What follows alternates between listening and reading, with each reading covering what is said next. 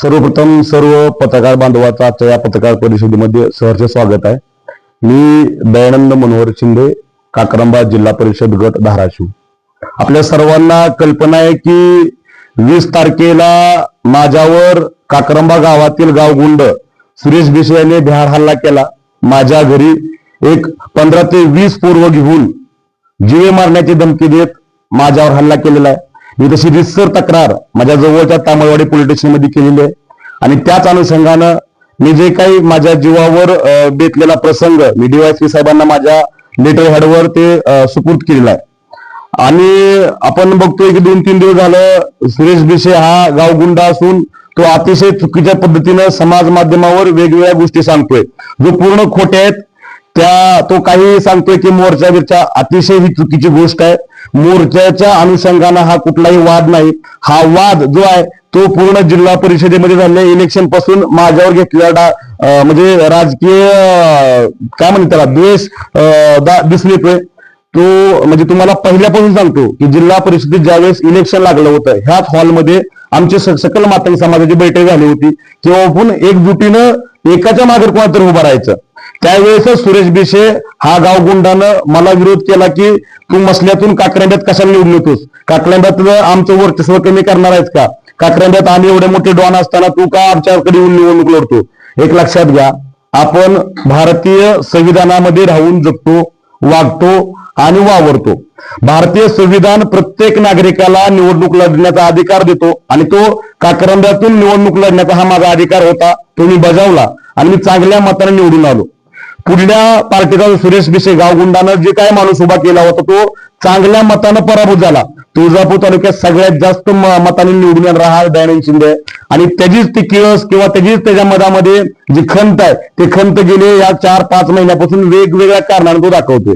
आणि आता बघितलं तर हे भांडण आहे ते बँजो लावण्यावरून आहे. माझी काल 23 तारखेला साहित्यरत्न लोकशाहीर अण्णाभाऊ साठे यांच्या जयंतीची मिरवणूक झाली. त्या मिरवणुकीमध्ये महाकाल नावाचा एक बँड जो साताऱ्याच्या साईडचा आहे तो बँड मी लावला होता आणि ते 29 तारखेला काक्रंब्यातली सुद्धा जयंती आहे आणि त्या जयंतीला सुद्धा तोच बँड लावला होता. तर ह्या सुरेश भिसेचं असं म्हणणं आहे की मी या धाराशिव जिल्ह्याचा डॉन आहे, मी या धाराशिव जिल्ह्यामधला करता आहे किंवा माझी इथं सगळ्यात जास्त वजन आहे, मी इथं हुकुमशाही करतोय आणि जो काही बँड असेल तो माझ्याच गावात वाजेल, काक्रंब्यातच वाजेल, मसल्यात वाजणार नाही अशा आवाज धमक्या देत त्यानं मला फोन केला. तुमच्यासाठी मी ती रेकॉर्डिंग सुद्धा या ठिकाणी दाखवणार आहे. मला बाकीचं काही बोलायचं नाही परंतु मी तुम्हाला काही पुरावे सादर करणार आहे. ही सुरेश भिसेची 1 मिनिटाची व्हिडिओ आहे ज्या रेकॉर्डिंग आहे म्हणजे कॉल रेकॉर्डिंग आहे. त्या कॉल रेकॉर्डिंग मध्ये त्यानं मला सांगितलं ज्याला मला फोन करून शिवाय का त्याचा भाऊ असेल, चंदर असेल, अमोल असेल, कशा पद्धतीनं मला आई बहिणीवर शिवाय देतात, मला कशा पद्धतीने धमकी देतात आणि मला कशा पद्धतीनं माझ्या गावाकडे येऊन मला मारतो, तुझ्यासोबत भांडणच करायचं आहे हे म्हणतात. 1 मिनिट हे तुम्हा सर्व प्रसार माध्यमाच्या माध्यमातून पत्रकारांना ऐकवू शकतो. 1 मिनिटाचा वेळ घेतो तुमचा. हॅलो हॅलो, हा कुठं गावात आहे. इथं गोल आहे द्यायची का ते काय ते बीजे आपलं काय ते डीजे वाल्याला काय म्हणलं कुठल्या त्या महाकाल काय म्हणलं बरं या इथे पोरं आले ते काय बोलायचंय तुम्हाला या गावात आहे. मी काय बोललोय मी पोरावर म्हणजे काय जाय की तू मी चंद्र बोलतोय तो काय घरी येते का आम्ही मसल्या देऊ सांग तुला सांगायचं आम्ही तरी तुला सांगायला मसल्या देऊ काय तू इथे तू सांग फक्त आरती पण मसले तरी येतो मग येतो इथं म्हटलं तू त्याला काय म्हणला तू काय म्हणला एक मिनिट ऐक तो काय म्हणला त्याला तो शांत ऐक काल जास्त करता येतंय त्यांना. मी त्याला काय म्हणलं माझी 2 दिवसाखाली आम्ही सुपारी दिली त्याला बरोबर. मला त्यानं आज फोन करून काय सांगितलं की मला ती मसल्याची काक्रंब्याची माणसं म्हणते की तुम्ही त्या मसल्यातली जयंती वाजवायची नाही नाहीतर आमचे कॅन्सल करतात. मी म्हणलं माझी तुम्ही सुपारी घेतली का नाही, तुमचा दोष आहे का त्यात, तुमचा दोष आहे का त्यात तुझा पण रोल आहे आमचा बरोबर. तो काय म्हणला त्यांना की काक्रंब्यात सुपारी वाजवली म्हणली नाही. त्याला विचारलं मी म्हणलं मसल्यात माझ्यात वाजवत नाही तर मसल्यात वाजवत त्यांचं ऐकून तर मग कुठं जाणार नाही. तू माझी सुपारी घ्यायला नाही पाहिजे होती, घेतली तर कोणाची सुपारी घ्यायची नाही. मी सहजपच सांगितलं त्याला तुमच्या मनाचा काय संबंध आहे? काही संबंधच नाही की तुझ्या मनाचा काय अरे मग तुम्ही त्याला सांगायची काय गरज आहे मसली जयंती वाजवून म्हणून? तुम्ही मसली जयंती वाजवून काय संबंध तुमचा तरी? माझी जयंती वाजवून तुमचा काय संबंध आहे? बँड तुझा आहे का ती? काय बँड तुझा आहे का ती जय महाकाल? बर या आडवाला तू त्याला हा आडवाला तुझ्या आईला हॅलो हॅलो आडवाला येत आहे ना कोण तुम्ही आडवा माझा तुम्ही आडवा माझा बँड तुम्ही आडवा माझा बँड हा तू कुठं आहेस ये तू ठोक बांधणं कर ये होते हा हा तू कुठं आहे गावात आहे. हा थांब येतो गावात या हा या गाडी चल हे अशा पद्धतीनं आपण ऐकलात की कशा पद्धतीनं मला आईरावीची भाषा आई बहिणीवरल्या शिव्या पाठीमागला आवाज सुद्धा आपण ऐकला असेल की गांडीत गोळ्या घालतो ह्या असल्या अभद्र भाषेमध्ये सुद्धा मला त्यांनी शिव्या दिल्यात जीव मारण्याची धमकी दिली. मी एक लोकप्रतिनिधी आहे 20-25 हजार लोकांमधून मी निवडून आलेला माणूस आहे. जर लोकप्रतिनिधी सोबत अशा पद्धतीनं जर हा वागत असेल अशा पद्धतीने शिव्या देत असतील तर सर्वसामान्य जनतेचं काय हाल असेल हे तुम्ही बघू शकता. दुसरी गोष्ट की तो म्हणतो की मी माझ्या दारासमोर आलेले तुम्हाला दाखवतो की ही 5 मिनिटाची व्हिडिओ आहे. ही 5 मिनिटाची व्हिडिओ आहे. ही माझ्या घरासमोरला प्रोसेस आहे. मी सगळ्या पत्रकारांना मी देतो ते व्हिडिओ की कशा पद्धतीनं माझ्या दारात येऊन शिव्या देणं कुऱ्हाडी हातात घेऊन येणं सगळ्या गोष्टी जे काय असतील त्या ह्यामध्ये तुम्हाला 5 मिनिटाची व्हिडिओ आहे. मी पूर्ण व्हिडिओ तुम्हाला सर्व पत्रकार बांधवांना देतो. तुम्ही पुढे ते आपण बघू शकता. तरी अशा वेगवेगळ्या गोष्टी घेऊन जर येत असेल लोकप्रतिनिधीच्या घरी काक्रंब्यातून मसल्यासारख्या ठिकाणी येत असतील तर हे अतिशय धोकादायक गोष्ट आहे पूर्ण कायदा व्यवस्थेसाठी. दुसरा पुरावा म्हणजे काल मी भांडण झाल्यानंतर तेजस गाव गुंड ज्या पद्धतीनं तलवारीच्या व्हिडिओ म्हणजे ती दहशत कशा पद्धतीने असती का ही बी व्हिडिओ आहे. जो व्हिडिओ मध्ये डायलॉग तुम्ही ऐकू शकता की कशा पद्धतीने त्याचे पूर्व गाडी टाकतात आणि हे करतात हे का नाही का की त्यांच्या विरोधात बोलायची कोणाची हिंमत नाही. आईगिरीचा नाद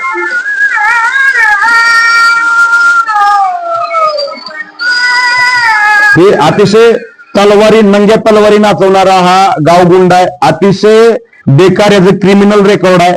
ज्यासोबत त्याचे पोरं फिरतात काय असेल त्याच्यामध्ये जो काही चंद्रकांत आहे त्याच्यावर सुद्धा 307चा गुन्हा दाखल आहे. अमोलवर सुद्धा भांडणाचा गुन्हे दाखल आहेत. जो राम कांबळे त्याच्या स्वतः 307चा गुन्हा दाखल आहे. जो तो दत्ता भिसे आहे दत्ता भिसेवर सुद्धा चोरीचा प्लेट चोरी केलेला आरोप आहे. त्याच्यावर तो जेल भोगलेला माणूस आहे. सगळे गुन्हेगार ह्या माणसानं गोळा केलेत.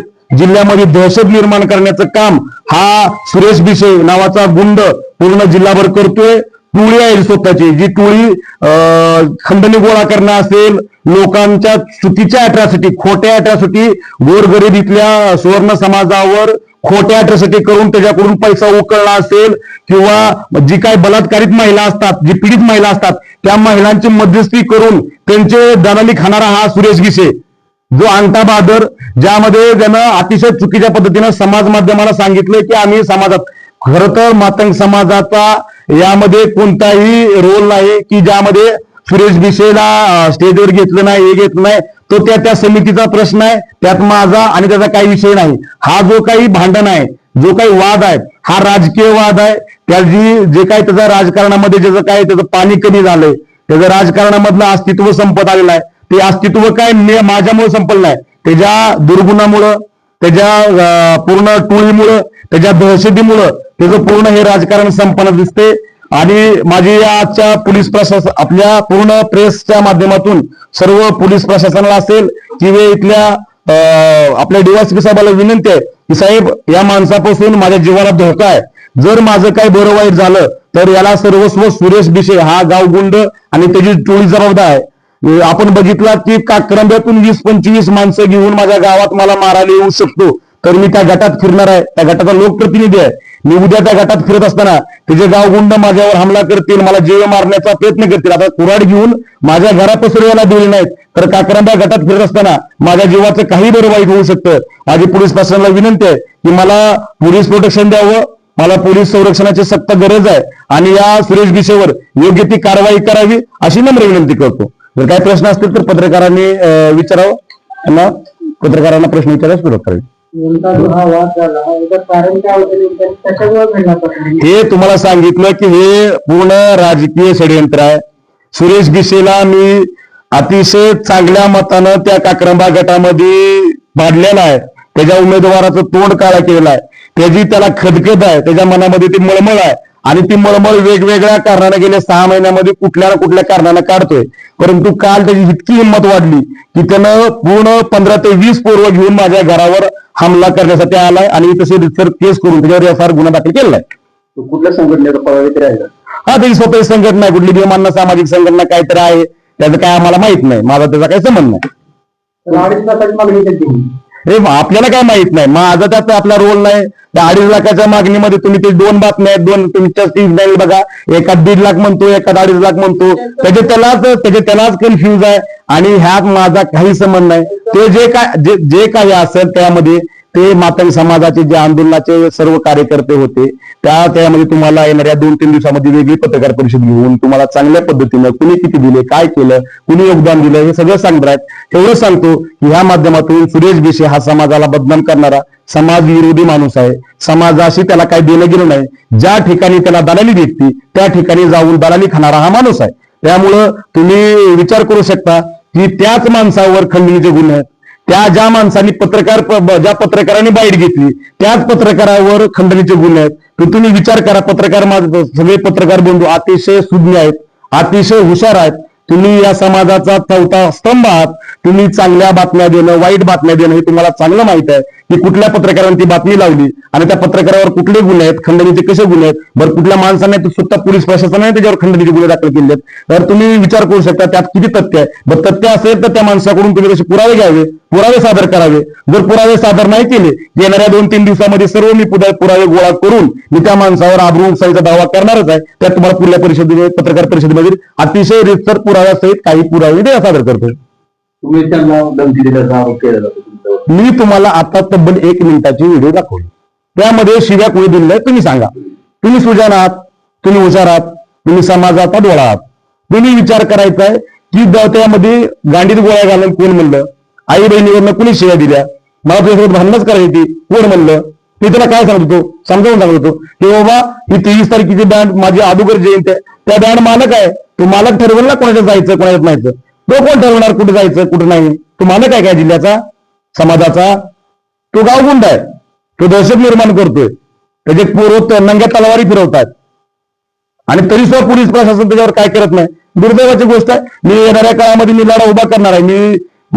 जर लोकप्रतिनिधी सुरक्षित नसेल तर इथली जनता काय सुरक्षित असेल. येणाऱ्या काळामध्ये त्याला योग्य तो प्रोसेस केली जाईल.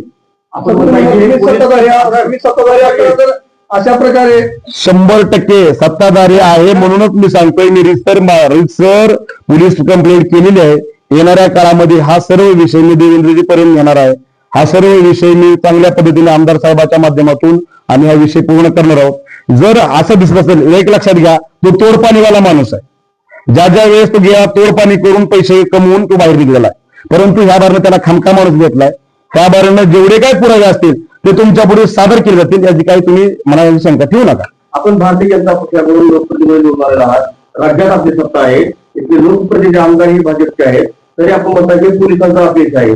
राज्याच्या गरज खातं आपल्याच पक्षाकडे 100% मी हे सांगतोय की हा माणूस अतिशय चलाक आहे. तो तोडपाणी करून बाहेरल्या बाहेर गोर गरिबाचं तुला 2 लाख देतो, तुम्हाला 2 लाख रुपये दे, आपण 4 लाख रुपये गोळा करू असे त्यानं आतापर्यंत सगळ्या ह्या केसेस हँडल केलेल्या आहेत. परंतु हा आता झालेला प्रकार कुणीही भिवून त्याच्या दहशतीखाली कुठल्याच माणसानं सांगितलं. आपल्याला एक माहिती आहे की कायद्यामध्ये कुठलीही गोष्टी लेखी स्वरूपात एफआयआर फाटल्याशिवाय होत नाही. आता दयानंद शिंदे मी स्वतः आहे, मी स्वतः त्या पोलीस प्रशासनाकडे एफआयआर दाखल केली आणि येणाऱ्या काळामध्ये आता सगळे पुरावे देतोय. आणि जर यापुढे जर त्या माणसावर चांगली जरब नाही बसली तर मी स्वतः त्याच्या विरोधात उभारणार आहे. त्यामुळे तुम्ही जे काही तुमचा प्रश्न आहे अतिशय रास्त आहे. मी त्या विषयात योग्य ती कारवाई केली जाईल आणि मी त्याच्या मागे हात देऊन लागलेला आहे. आता आपण सांगितलं की तो तोडपाणी करणार, तो आपल्या बरोबर तोडपाणी करण्यात बसला तर. सर मी दयानंद शिंदे, लक्षात घ्या. एवढी मोठी प्रेस कॉन्फरन्स घ्यायलो. माझा इतिहास विचार आणि तोडपाणी करणारा कार्यकर्ता नाही, मी लढणारा कार्यकर्ता आहे. माझ्यावर 20 गुंड जर गाव गुंड कुराडी तलवारी घेऊन जर माझ्या गावात येऊन मला मारत असेल तरी मी तुमच्यासोबत येऊन बसत असेल तरी विचार करा, मी त्याच्या कुठल्याही तोडपाणी करण्याच्या भानगडीत पडणार नाही आणि पडणारा कार्यकर्ता नाही. माझा इतिहास विचारून घ्या. काल डीवायएसपी साहेबांना पत्र दिलंय. डीवायएसपी साहेब म्हणले की आपण एसपी साहेबांकडे असा अहवाल पाठवू की जी बाबा तुमच्यावर जो काय अन्याय झालाय, तुमच्यावर हल्ला झालाय, तो अतिशय भ्याड आहे, अतिशय चुकीचा आहे. एखाद्या लोकप्रतिनिधी सुरक्षित नसेल तर इथली जनता अतिशय बिघडलेल्या अवस्थेत आहे. हा सुरेश बिशे म्हणजे प्रॉपर गावगुंड आहे. त्याच्या गाडीत तलवारी असतात, त्याच्या गाडीत हत्यार असतात, स्टिक असतात, हॉकी असतात, दांडे असतात. त्याचे जे काही गावगुंडात म्हणजे जे गावातले कार्यकर्ते आहेत त्यांच्या दुकानाने हत्यार असतात. त्या सगळ्या गोष्टी त्याचे पुरावे माझ्यापाशी आहेत. सगळ्या गोष्टी पोलिसापाशी पोच केल्यात. ते येणाऱ्या काळामध्ये सगळ्यांनी पुढल्या प्रेस कॉन्फरन्समध्ये तुम्हाला कळवणार आहे. म्हणजे आता खरं तर मी राजकारणात 2022 पासून आहे. 2022 पासून मी काम करतोय. इलेक्शनला मी तिकडे उभारलोय. त्यावेळेस त्यानं त्याच्या तेव्हापासून मला जास्त त्याचा संपर्क यायला की तू माझ्यावर उभारायचं नाही, आमचं अस्तित्व संपून जाईल. त्यांना माहित, त्यांना पहिलेच हार मानून घेतली होती की दयानंद शिंदे उभारणार म्हणजे निवडून येणार. आणि त्या टायमाला त्यांना हार मानलेली होती. तेव्हापासून तो माझ्यासोबत असं दुश्मनी असेल, वैर असेल हे करायला चालू केली. तेव्हापासून मला जास्त बंद आहे. त्यांनी आपल्याला गोळी मारावर केली. हा तुम्ही ऐकलंच कारण मी बंदूक आहे का असं त्याचा परवा आहे का? काय आता मला काय माहित सर, मी कसं सांगू सतेच म्हणतोय, मी कसं सांगू त्यावेळी बंधूक ऐकणार त्यांना. तुम्ही ऐकलंच का नाही ही मी बोललो आहे का? मी 100% मी मागणी करणार ना त्यावेळी बंदूक आहे का नाही, मग गांडीत गोळ्या घालतो म्हणते म्हणजे त्यावेळेला असं ना बंदूक उगं म्हणते का माणूस. काय माझ्या घरावर कुऱ्हाड घेऊन येऊ शकतोय त्यावेळी बंदूक असू बी शकते. मी आहे म्हणत नाही, असू शकते. त्यानं गोळ्या घालतो, मारतो, फाडतो, चिरतो म्हणतो. म्हणजे त्याच्यापेक्षा काही ना काही हत्यार असेल, काही ना काही त्याच्यापेक्षा असेल ना, ते पोलीस प्रशासनानं त्याला अटक केली पाहिजे. अटक करून त्याच्यावर जे काही पहिले गुन्हे आहेत तो 1.5 वर्षाची सजा भोगलेला आहे 307 मध्ये. गावातल्या भांडणामध्ये 307 मध्ये तो सजा भोगायला गुन्हेगार आहे. तो काय हे आहे काय सज्जन माणूस आहे का? तो अतिशय क्रिमिनल रेकॉर्ड असलेला माणूस आहे. त्याची पूर्ण टोळी म्हणजे दारूचे धंदे असतील त्यांचे जे काही तोडपाणी असेल, वसुली करायचा त्यांचा व्यवसाय असेल, अतिशय खालच्या नीच दर्जाची माणसं आहेत ते. पोलीस प्रशासनाकडे तशी माहिती मी पुरवणार आहे. पोलीस प्रशासन त्याच्यावर करून समजतील की याकडे गुळे हाय, बंदूक हाय, हत्यार आहे. पण त्याला म्हणलाय का नाही तुमची तुम्ही ऐकले ना कॉल रेकॉर्डिंग, ती बी रेकॉर्डिंग मी तुमच्या पैसे देणार आहे. आणि तो काय सांगतोय की ह्याला मी असं केलं, त्याला तसं केलं, बँडवाली सांगितलं. अरे माझी 23 तारखेला माझी मिरवणूक होती, तुझी 29 तारखेला होती. मग मिरवणूक माझी झाल्यावर मला परत तो बँड कुठे जातो मला काय घेणं देणार? माझी मिरवणूक आज काल संपली, माझा बँड कुठे जातो मला काय घेणं देणार? मी मालक आहे का त्या बँडचा? कोण मालक आहे? तो बँडवाला मालक आहे त्याचा, तो ठरवेल. हा अडाणी माणूस आहे, अंगठा बाजार, याला वाचता येत नाही, याला हृदय विकाराचा झटका आलाय, हा त्याला नीट सगळ्या पत्रकारांना सांगता येत नाही. तो काय तुम्हाला ते ज्ञान सांगणार? त्याला आरक्षण उपवर्गीकरण काय कसं म्हणायचं ते माहित नाही. अंगठा बाजार आहे तो. आपण त्याच्यावर तो गावगुंड आहे, प्रॉपर गावगुंड आहे. अधिकाऱ्यांची कारवाई करण्याची कारवाई करण्याचा तो मागणी करतात. 100% माझी मागणीच ती आहे की हा अतिशय टोळी वापरणारा, टोळीमध्ये फिरणारा हा गुंड आहे. ह्या गुंडावर अतिशय सखोल चौकशी करून त्याच्यावर तडीपारचा गुन्हा दाखल केल्याशिवाय आणि मी शांत बसणार नाही. कारण की माझ्यासारख्या लोकप्रतिनिधीवर येऊन जर हा हल्ला करत असेल तर तिथल्या सर्वसामान्य जनतेला काय त्रास असेल त्याचा ते तुम्ही चांगल्या पद्धतीने आता समजू शकता. तुम्हाला मी ती 5 मिनिटाची व्हिडिओ दाखवणार आहे की तो कसा माझ्या घरी आला. तुम्ही आता कॉल रेकॉर्डिंग बघितली ना, तो काय म्हणतोय मला बोलवलंय. कॉल रेकॉर्डिंग मध्ये काय सांगितलंय? हा मी येतो घरी तुझ्यासोबत मला भांडणच करायचे आहेत. ऐका ना तुम्ही सगळ्यांनी, तुम्ही सुजाण आहात, तुम्हाला कळतंय की कशा पद्धतीने आता ते लावायची बातमी. ज्या पत्रकारांनी बातमी कुठलंही तथ्य न लावता घेतली, ऐकली, त्या पत्रकारावर येणाऱ्या काळामध्ये मी माझ्या पद्धतीनं योग्य ती कारवाई करणार आहे, अब्रवृषीचा दावा करणार आहे. मी एक लोकप्रतिनिधी आहे. माझी बदनामी करत असताना जर त्याला पत्रकार साथ देत असतील, कुठलाही पुरावा नसताना, पुरावा द्या, 100% मी गुन्हेगार असेल, मी शिक्षेस पात्र आहे. जर कुठलाही पुरावा नसताना, कुठलंही तथ्य नसताना तो काहीतरी सांगतोय आणि काहीतरी लाज देतोय, या उद्देशाने जर कुठला पत्रकार त्याच्यासोबत असेल किंवा त्याची बातमी लावत असेल तर मी त्याच्यावर येणाऱ्या काळामध्ये रीतसर माझ्या वकिलाकडून अब्रुनुसानीची नोटीस पाठवणार, मी अब्रुनुसानी दावा करणार.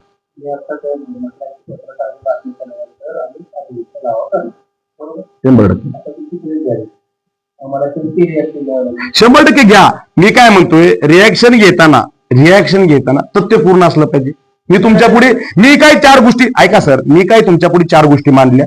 त्या गोष्टी मांडत असताना मी दाखवलं की मला हा असा कॉल रेकॉर्डिंग आला, मी अशी व्हिडिओ माझ्या दारात आले, मी बाकीचं काय बोललो त्याच्याविषयी मी कुठलं एक तरी चुकीचं की हा मला जे काही पुरावे आहेत त्याचे नंग्या तलवारी नाचवणारे असतील ते दाखवल्या, त्याने केलेले कॉल रेकॉर्डिंग केले. मी तुमच्या एकाबद्दल बोलत नाही. जी काय बातमी लागली त्यानं जे परत जाऊन बाईट घेतली त्या बाईटेमध्ये जे सांगितलं की हे झालं ते झालं, पत्रकारांनी प्रश्न विचारत असताना बायस नाही झाला पाहिजे. पत्रकार हा बायस नसला पाहिजे. पत्रकार हा सर्वसमावेशक असला पाहिजे असं माझं मत आहे. तुम्ही म्हणजे तुम्हाला असं बांधण्याचं काय नाही, तुम्ही 100% त्याची तुम्ही बातमी घ्या, त्याचे 100% तुम्ही रिॲक्शन घ्या, परंतु जी काही बातमी लावचाल ते तथ्यपूर्ण लावा. मी एक लोकप्रतिनिधी आहे. लोकप्रतिनिधीची बातमी लावत असताना यात तथ्य आहे का बाबा, खरं आहे का, हे बी तुम्ही करणं. तुम्ही कशी घेतली आरोप टाकला तुमच्यावर गुन्हा दाखल झाला संभवली आरोप टाकला माझ्यावर जर गुन्हा दाखल केला असेल, मी त्यामध्ये दोषी असेल तर पोलीस प्रशासन 100% माझ्यावर कारवाई करेल. मी त्या कारवाईला सामोरे जाईल. माझा गुन्हा काय, मी घरात बसलोय, माझ्या घरात 20 माणसं येऊन मला गावगुंड मारा येतात, हा माझा गुन्हा आहे का माझ्या घरात बसणं? हा गुन्हा असेल तर 100% मग मी गुन्हेगार असेल.